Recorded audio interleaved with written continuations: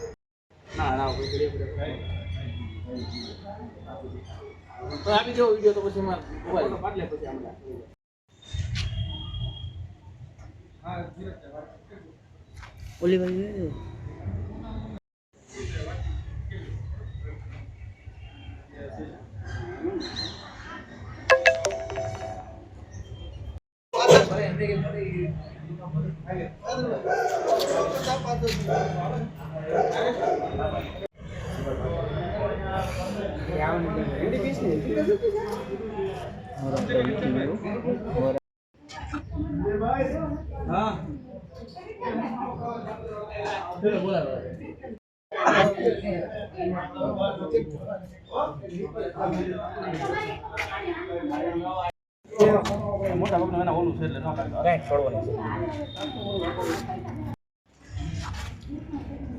છે તું ભેગા બધા પૂરું કરી બરાબર આવી